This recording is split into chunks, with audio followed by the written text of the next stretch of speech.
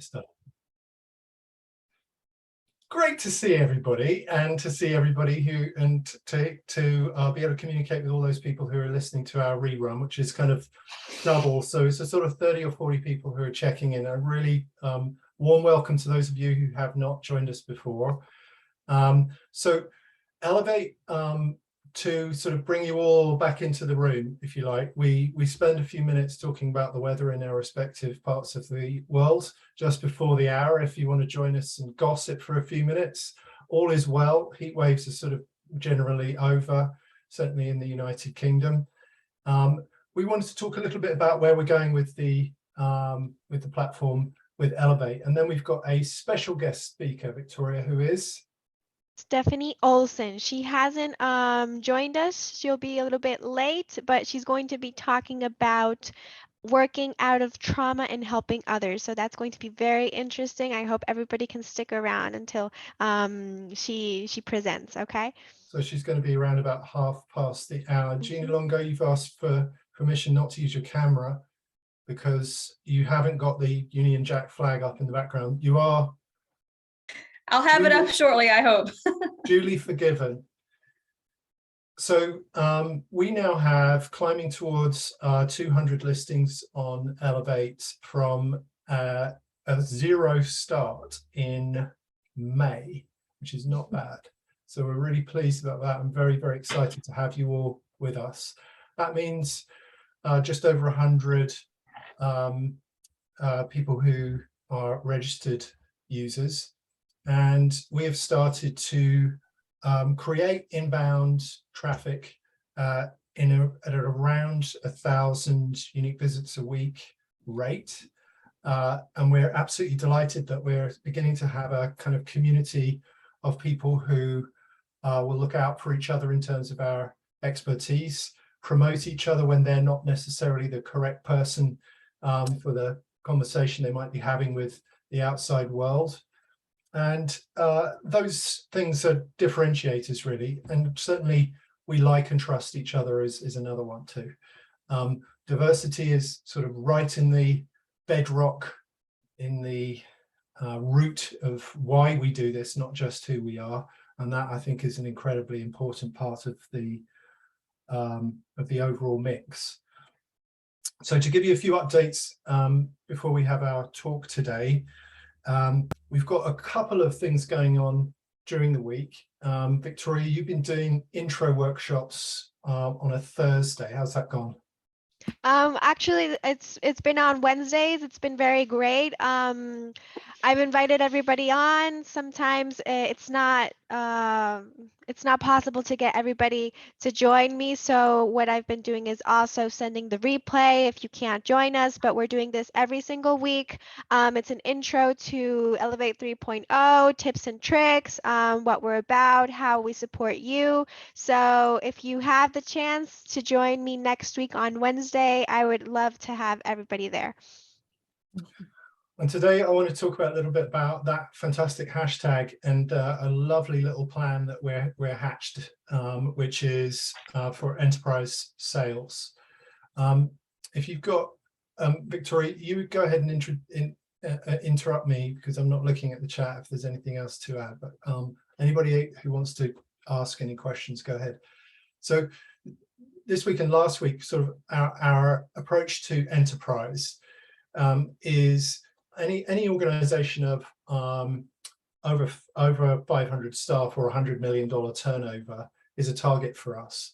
So effectively, any organization primarily in North America, but the rest of the world also is a target for us, a secondary target for us, who have human beings in their organization, which is most of them, but possibly not all, are a target because we believe that in those organizations they have needs, and the needs cover those kind of 4 or 5 critical areas of focus and concentration.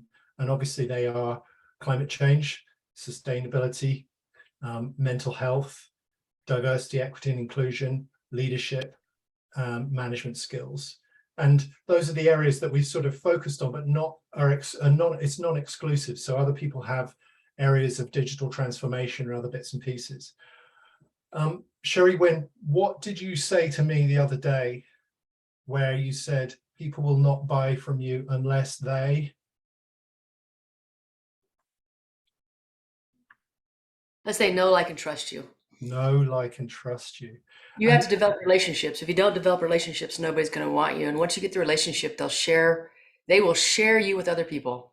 And here I am, 54 years old, having tried every single trick in the book to start these conversations along. And we often feel that we're just missing that piece. So you kind of think, well, you know, they'll see my face, it'll all be fine. And actually, we had a double hit this week from organizations who want to buy from us, simply because I sat back and I said, can we talk, and can I write an article about you and about your thoughts on our modern work environment and hybrid work? And we had one lady from the Florida Chamber of Commerce who I wrote about very early this week, late last week. And we had another gentleman from the Pacific Northwest, Bend, in the Pacific Northwest, who is the senior vice president of a fiber optics company. And thank you. You've got both of those articles that Victoria's just putting up there. What do? I just sat and listened to them and said, look, tell me about what you consider the sort of hybrid work environment to be like, and how you are finding solutions in your business, how you're working, and critically, hey Michelle, how you replace the dark matter, the something that we had when we were walking around hallways, bumping into people, water cooler conversations, kitchens, chatter, maybe a drink on a Friday evening, all of those things, all of the above, and which have sort of largely been replaced by working from home and hybrid work. And of course, everybody has their own approaches to that. But my next question asked for that is, what are the problems we're now trying to solve? And it comes back to expertise, training, speaking. So I let them literally write the script of what they want from us. So this lady and gentleman talked in detail about, in Strider Dennison's sense, he talked in detail about osmosis. Did any of you read that yet? Well done, Frank. Anna. When you get a chance, read the article, because what was that? Osmosis was this kind of, which you guys are the specialists in, right? Stephanie might touch on this in a little bit. It's that sort of physicality that you don't get unless you make a real effort in a Zoom environment. It's a sort of conviviality of being together in a room. And he also called it sort of kinetic training as well. So in a couple of weeks' time, Strider and I are sitting down and talking about a proposal that I'm going to give him, and I'm repeating back to him what he wants in a form of a proposal. I've got Sherry Wynn's nod. This is not rocket science, but it's fabulous because we are buddies, you know. Strider's a great guy. He'd stopped on the side of the road, senior vice president of business, climbing towards $1 billion enterprise.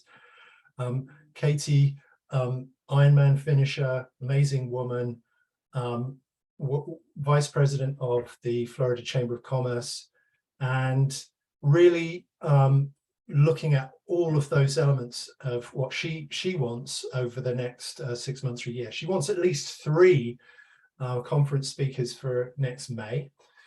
She wants potentially a monthly workshop environment. Strider wants a quarterly workshop. So all out of that, of 2 people, 2 interviews, 2 conversations that I've had that really started with, hey, can I interview you? Can I listen to you? And that's where I got the like and the trust, Sherry. Half an hour on the phone. So Strider, great name. You don't get names like that in the UK. Strider, sort of big fist bump. he and I are buddies. We're working towards, trying to see if we can then flip that back on him and be his support. He has human beings working for his organization, surprise, surprise. So in my mind, they will want all of the things that we provide, all of the things that you do so well. So that's what I'm going to be trying to proliferate over the next weeks and months, is a larger number of those listening conversations, crack the nut. And this was really kind of like what do we do? Sort of really raise the ego, service that kind of need that he had to increase his own profile. He was delighted with the result, which I published yesterday, which was great. I thought it was okay. And he's got lots of his colleagues and so on sort of liking and sharing as well.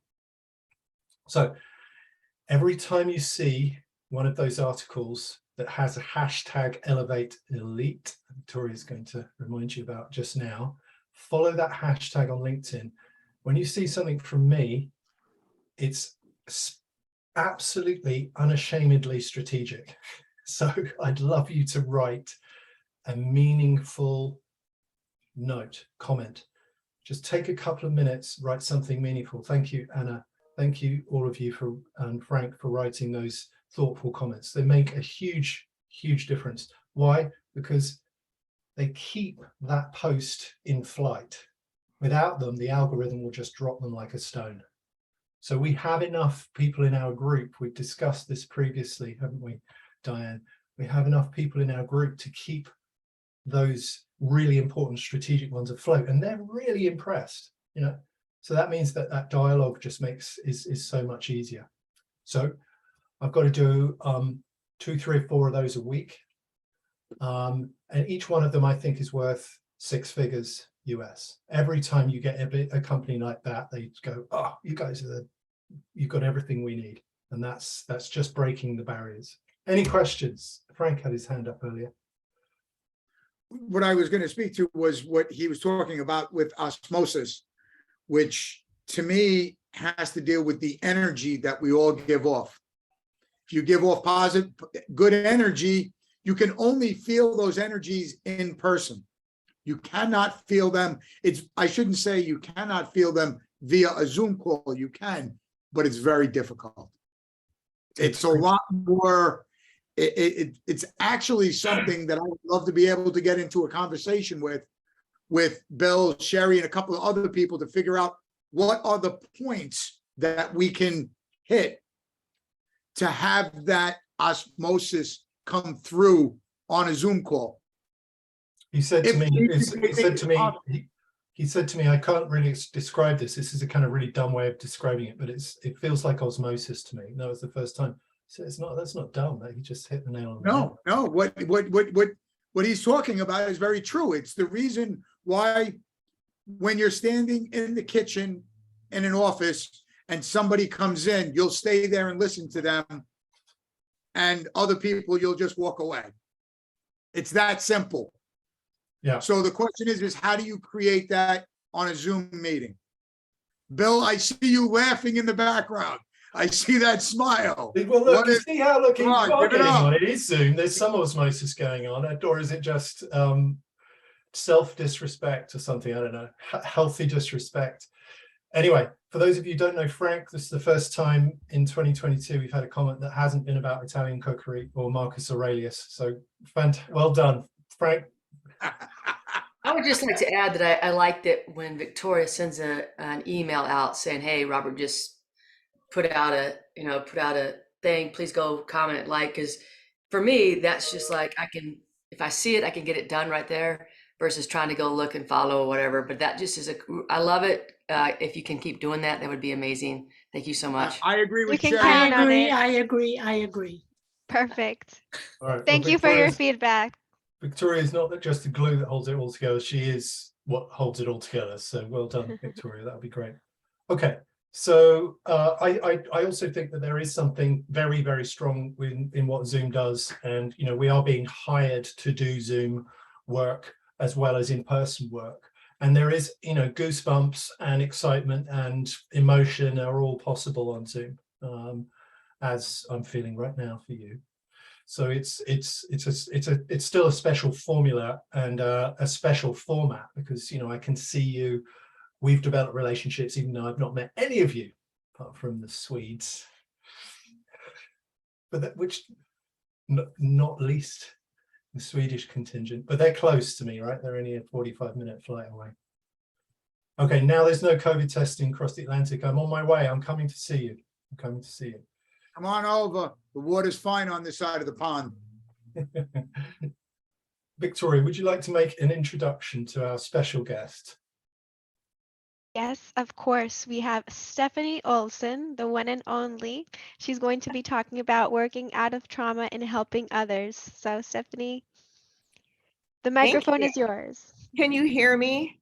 Yes, we can hear you I'm perfectly. all kerfluffled today because I gave a presentation this morning and I thought I was going to be able to make it home, but now I'm in a classroom in a building that has horrible Wi-Fi. You look great. It looks great. It sounds great. I think, Victoria, what we Yeah. should do is just make a separate effort as well, just to take this piece, cut all my kerfluffle out, and get Stephanie's fabulousness down into an article as well, if we can Sure, do. perfect. That sounds Kerfluffle, great. yeah, no, it's good. Shut up, Robert. I'm off. Let's go. Well, thank you. I appreciate this opportunity. And really, I feel like I'm speaking to, because I am a group of experts in your own field. So what I don't want to do is talk to you as if you are not experts. I think so many of you have such fantastic knowledge and are doing a lot of the things that I'm doing and that we all are. And so I really wanted to share a little bit about myself and what it is, one of my favorite topics to speak about because I see it so much. So I have been a speaker for about 22 years. And I know you're thinking, what? How is that possible? You're only 25 years old. I know, it's crazy.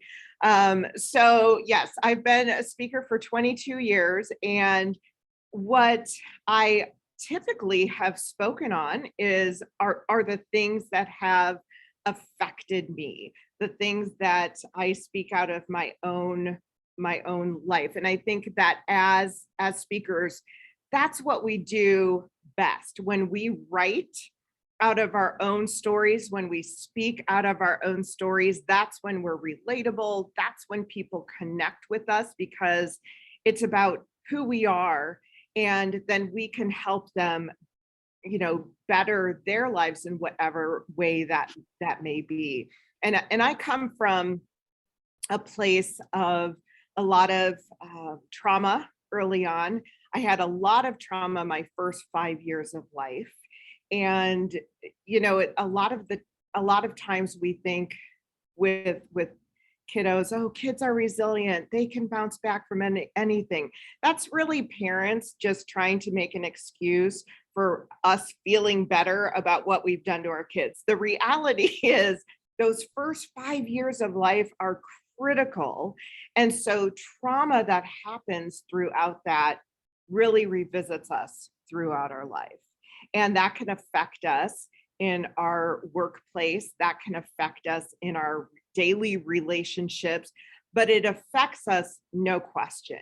And so one of the things that I used that trauma for was to start a nonprofit.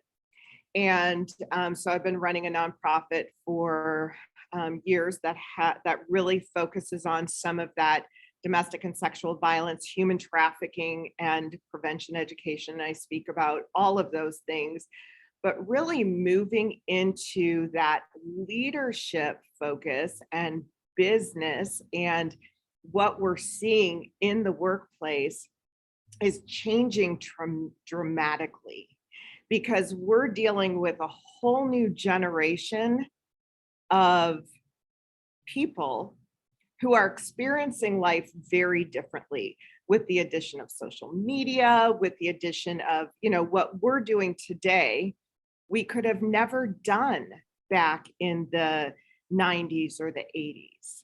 And so we've got people experiencing very different things. And so we need to speak to that as speakers. When we're working with businesses, we have to address those things.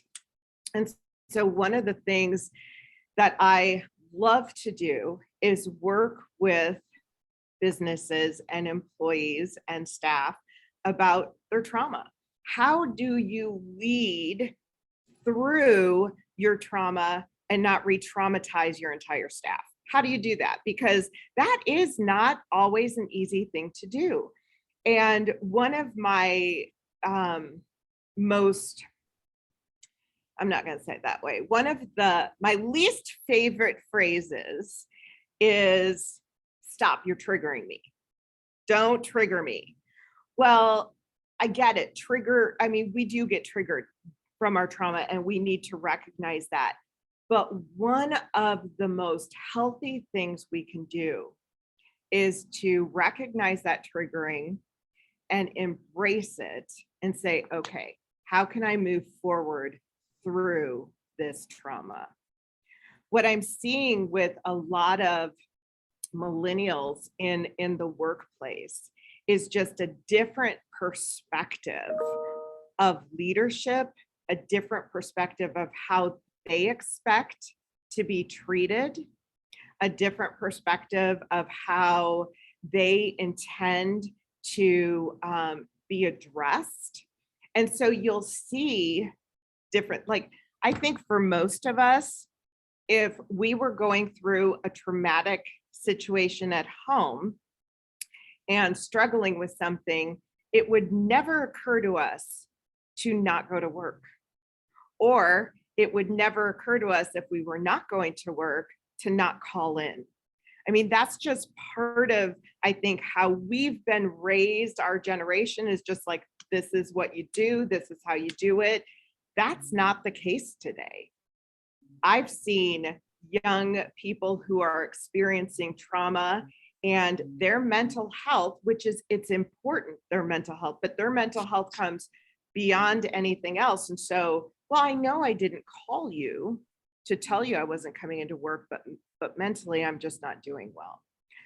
So how do we help our staff overcome that? How do we help leaders in business recognize that and deal with that? So I will just start. I mean, that was my introduction. Wow, that's pretty scary. But what I will tell you is that, there are three types of trauma. There's acute trauma that results from a single incident. And I'm speaking to the choir here. I know that so many of you are well aware of this, but acute trauma can be something like somebody's in a car accident, boom, that's a traumatic experience and absolutely can affect them. Chronic trauma is repeated and prolonged trauma, such as domestic violence, sexual violence, abuse, things like that, something that's repeated. And then complex trauma is exposure to varied and multiple traumatic incidences. So we look at that, PTSD, things like that. Now, the reality, though, is that trauma is trauma is trauma. And what is trauma to me may not be trauma to you. And so when we're talking to leaders in businesses, when we're talking to different organizations, when we're speaking about those things, using those experiences of our own and bringing that into the light to help people develop that from, okay, I'm gonna address this trauma, I'm gonna really embrace it, and then I am going to use it to be successful in my own right. And I think that is so important. And I'm such a conversational person. I would love to hear conversation and questions and things like that. If you would please do not hesitate to speak up. Have you ever addressed, I would love to know if you've ever addressed business leaders who are absolutely confused with some of the stuff that is going on with their millennials right now, or business leaders who are needing to learn, how do I address this? Because it is a different world with these generations just coming together. Yes, Robert. Do you, because we had an inquiry, didn't we, about how the millennial versus Gen X conversation happened, wasn't Yeah. it? Something like that. I think it's, how do you flip that term around where it was, you know, it's ever present in today's organizations. So how do we begin a conversation that talks to a leader and says, there is a probability that this is, you know, the larger number of humans in your organization, the probability exists that these people are here. And not only can you work with them to improve the situation, but you can also harness that the latent or energy that's there. How does that conversation start? Because obviously if they have 100 staff, it's there somewhere already, right? Exactly. And I think that it has to be addressed in two different conversations. So you have to address each generation separately and introduce the idea, because I talk to leaders who have just no concept of this. Like, I would never talk to my boss like that. I would never do that. I would never say that. And when those kind of things happen, we have to talk about the reality of today and some of those changes. We have to talk about what social media has done to our brain chemistry and change some of those things. Kiddos who have been kiddos, everybody's a kiddo who's under the age of 30 to me, actually. Sorry, Victoria. I have a question for you, Stephanie, or a comment or something that might flow into what you're saying. When you're having conversations with the people that Robert's talking about and that you're talking about, wouldn't the lead-in question be something along these lines? So what's changed? So if I ask Bill what's changed in the Marine Corps from when he was in the Marine Corps until now, it's a different Marine Corps. If I ask Sherry what was different in the Olympics to now what the Olympics are going through, it's changed. So those changes, but the understanding that everything is constantly going to change. So exactly. So what tools do we need to give you so you can have those changes be optimized and not diminished? Right. I think you're absolutely right. And I think don't say that. That's not good for me. I think you're absolutely wrong, Frank. And I think no, I think those conversations need to be done truly in a conversational setting. So what's changed? Well, you know, here's the reality. Here would be my question, and I'm going to ask Sherry to jump in now. With your little comment, Sherry, that you mentioned before, knowing, trusting, and what was it? I'm sorry. Take it off of mute, Sherry. No, like, and trust. No, like, and trust. At what point of the no, like, and trust can you ask that question? That's a really good one. Yeah. You can't ask it in the knowing part. You have to know when to ask that question, because if they don't trust you, they're not going to answer you honestly. Correct. Which is, you're absolutely right. And one of the things I would say to that, and I think an important piece to that, is developing, how do you develop that trust? And that's the first part. And I think that you do that by, number one, I think it's important not to be condescending. It's amazing how often sometimes people who are speaking can sound condescending without meaning to. You know, it's like, hey, we're experts in this and we've got this. And all of a sudden it starts to sound like, okay, wait, I have no idea whoa. And I think that's one of the ways that we start to build that trust. But I think the other way that we build that trust is to let people know we've been there.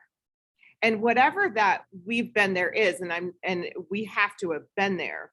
But as a business leader, for example, as somebody who I understand what it is like to work with individuals who are struggling with this. So I've been there in that. And that's why I think we need to capitalize on our expertise where we can, because if we're going in an area that we don't have that, we've been there, we are going to lose trust. And I think that's one of the key pieces right there.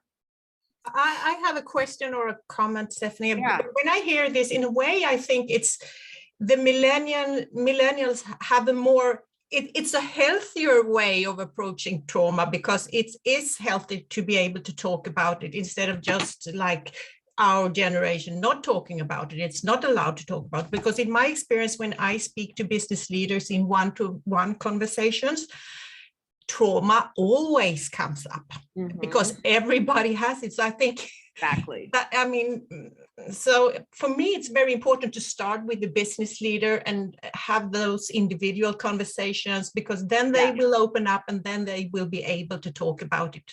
I totally agree. And I think it's the difference though in helping people determine the difference between, this isn't workplace therapy. You got to get your job done. You still have to do the work. You still have to be accountable. That's the key piece. But at the same time, you have to also recognize what are some of the things that are hindering that growth.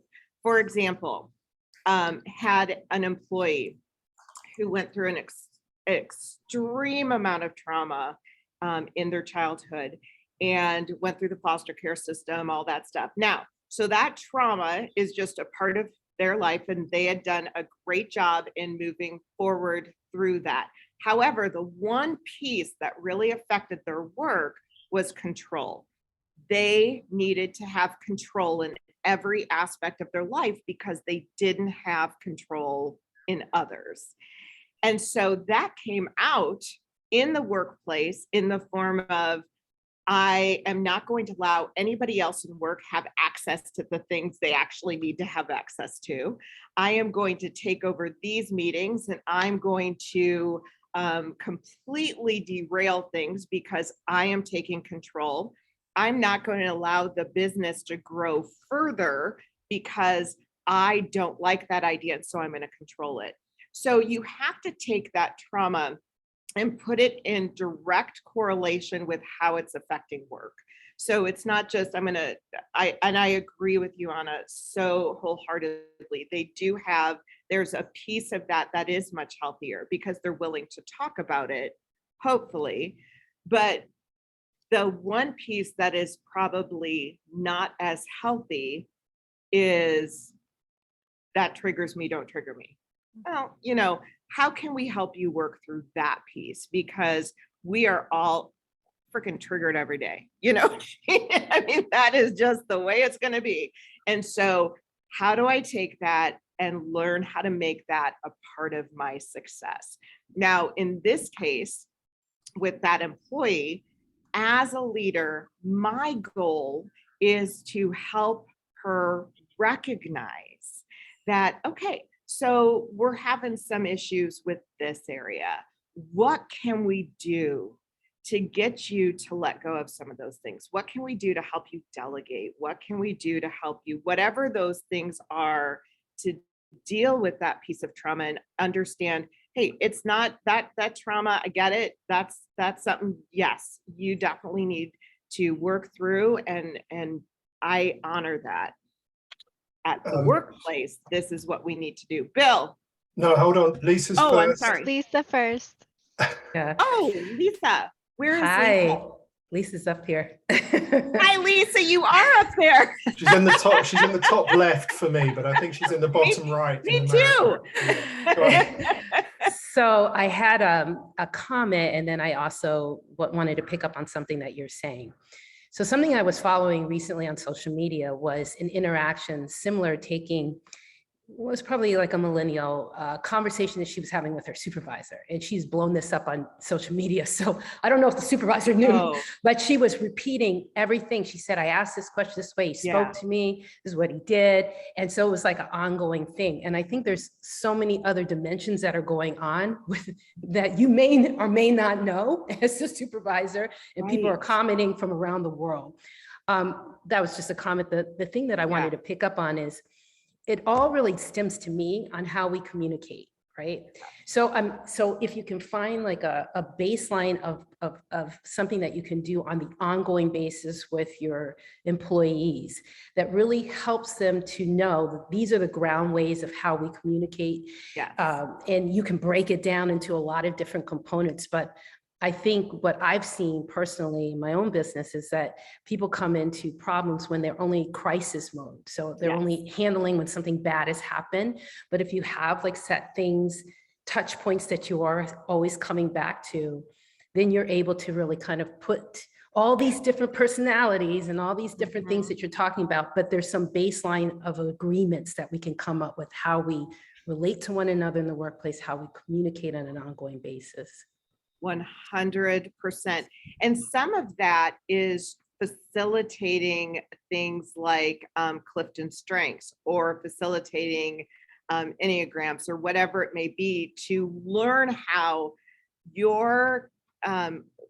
how do these people communicate? How do these people communicate? And then how can we communicate as a team? So yes, Lisa, I appreciate that. That's awesome.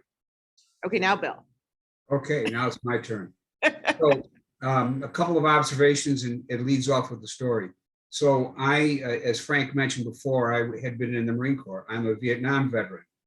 And while I was in Vietnam, which is kind of traumatic, it turns out that I had, my life depended upon a Appalachian coal miner from Virginia. My life depended upon a Black from Watts. My life depended upon a judge's son. And the reality was we were in a tough situation together, and we talked and we got to know each other. So my observation is, from a leadership perspective, is you can build this issue of we are in this together. It's not you against the corporation or the business. It's you as part of the corporation or part of the business. And back to the point earlier about Zoom, man, we've got to find better ways to sit down and just talk, not one-on-one, but in a group setting so people get to know each other. We're back to that opening piece of know, like, and trust. It starts with knowing, and you got to know other people's life stories.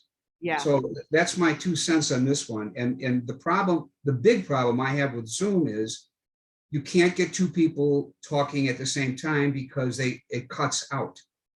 And so it's a terrible technology unless you've got some discipline that says, now it's your turn, now it's your turn, now it's your turn. Because if everybody tries to talk at once, it doesn't work. So that's my 2 cents. But so communication, absolutely right on. Understanding that we are in this together. And then the last piece I'll put on this one, and just part of my personal story. When I came back from Vietnam, it was a year before my wife said, "Oh, you're back to normal." And I didn't even know it.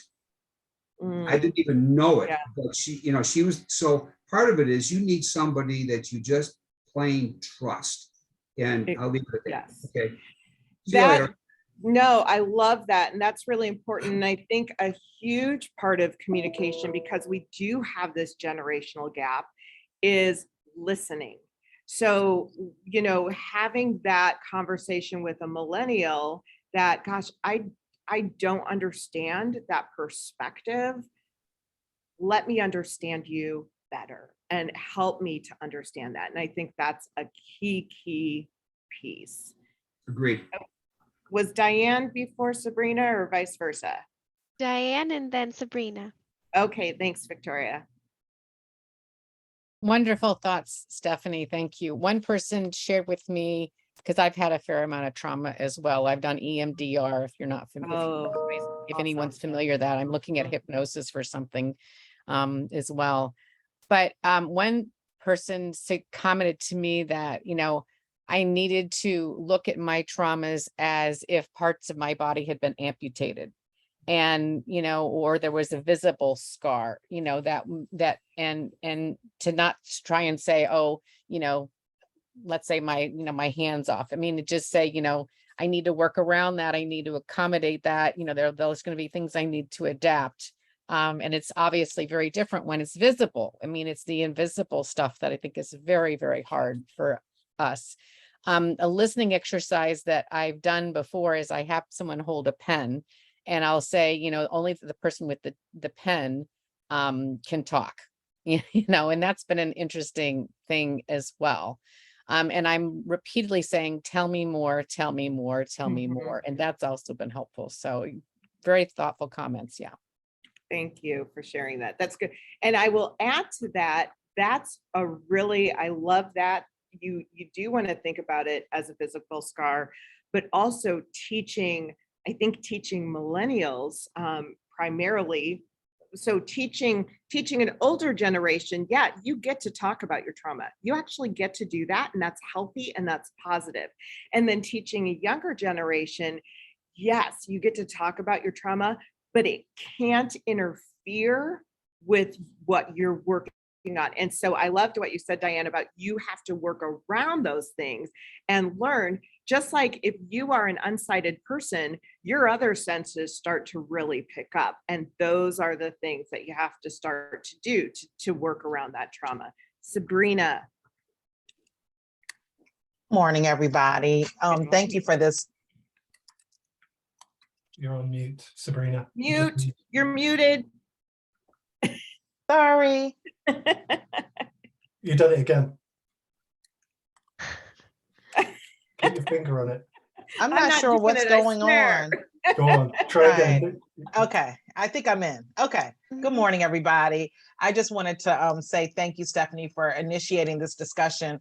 And it really, to me, rings true for a bit of I don't want to say outdated concept, but the language has changed, which is really around cultural competency. And if you think about how people approach work through the different generations, it's a culture of work that's different. And I think we are expected, and really it's a necessary need to understand the various cultures in your workplace and how do you work together. And I think that's the piece that we have to remind leaders, or I know that I've worked very hard to remind leaders about, is that there's no right way or really wrong way to communicate. I guess the goal is understanding. So whatever aspect or lens that we take, the goal ultimately is to widen your lens so that you can be inclusive around the different perspectives. And I think one of the challenges that we have with the generational differences is every generation thinks they did it correctly. But clearly, as we evolve, we start to learn that evolution occurs because the previous generation didn't get it right. There's something to add or something to expand on or something of that sort. So really, I think, keeping the conversations open and going. And really, if you think about the diversity, equity, and inclusion concept of bringing your whole self to work, the fact that people come to work with trauma, because that is a part of their whole self, is a necessary discussion, and we can't ignore it. And sure, there may be different ways or alternative ways to manage your trauma. I think, we no longer as leaders can rely on people figuring it out. I think we have to learn and access tools and be able to provide for employees the necessary tools. And again, can you know everything? No, but you definitely, I think, have some obligation as a leader to be able to access some resources for your employees. And I think that's something that maybe we haven't done so much of in the past. But anyway, that's just my 2 cents. Well, and I will add to that, because those are the things we need to start guiding leaders in. So for example, there are great EAP or wellness programs for employees that you can access, employee assistance programs that offer counseling, that offer things like that. Communication classes, learning how. The only thing I would challenge you on, Sabrina, is that there is a wrong way to communicate. And I got that from one of my staff members. I wanted to slap her across the face. That was Right. Cursing people out is wrong. It that depends is- on the it's setting. Maybe not the best strategy. Yes. No, but it's helping guide those conversations and those discussions. And then one of the things that I think is so important as leaders, and I think when, speaking to a group of leaders, really encouraging leaders to encourage their staff. That's a huge piece. One of the things that we do in our staff meetings is we do a proud moment. That's it. We go around and say, you know what, my proud moment is Sabrina. We say a name and we say, because Sabrina was so supportive on this project. She helped me through this. She did blah, blah, blah, blah, blah. And then Sabrina gets to say, my proud moment is. And I think that when you encourage others on your team, but as a leader, it's got to start with the leaders, got to start top down. And so really working with senior executives, really working with that different generation on some of these things I know you would have never done before, but really encourage this generation and keeps your team going in a positive way, and then keeps the momentum, and you've got a team. Because millennials, they'll leave. If they don't like their job, they'll find a new one. And so we don't anymore have this, I'm with a company for 30 years and never leaving. It's a changing dynamic. Robert, you're muted. I should know how to raise my hand digitally, but I've been doing it for 3 years. Quick advertisement for Stephanie. Those of you who are looking at the chat, Victoria, can you just put a Stephanie's profile back into the chat? Now you're in Elevate, you can follow Stephanie, so you'll get updates on any adjustments or changes that Stephanie makes on her listings. And of course, we've heard now tiny kind of introduction to a vast reservoir of wisdom and knowledge that Stephanie has. And so therefore, anything that you come across that you might not be able to address in organizations, but Stephanie can, this is what this community is all about. So that's one thing that I want to make sure that we continue to reiterate. The question I've got is, controversy warning, but we're among friends. So I got into an organization, senior vice president of sales says to me, you know what, there's a boat. I liken it to a boat. There's the people at the front who are rowing like crazy, the bow, people in the middle kind of, and then a bunch of anchors at the back. So I don't like these anchors. The anchors are the ones who kind of cause me problems. They just drag us back. These are the people who are not working. What can I do about my anchors? And if you sort of generalize and say, well, you know, a third of this organization here, of these salespeople, are dragging, but it could be because stuff's going on, to your point earlier, right? Yeah. So how do you turn that into a bring me in? Great question, Robert. I love that. And I think one of the first things to do if you have a group of anchors is it possible that you're just not communicating with them in a way they understand or they can relate to? And that's where I go again. Take some time, take a facilitated time to do like Clifton Strengths, Enneagram, and find out who those anchors are. Is it just a communication issue, or are they just lazy? And then I would also add, get them the training they need, get them additional help. But if they continue to be anchors, and I think this is still the way you should run business, frankly, hire slowly, fire quickly. And so if you've got anchors on your team and they are not helping elevate that boat, and you've done what you can to learn how to communicate with them, to help them communicate, get them out. Okay, it's pretty harsh. Yep.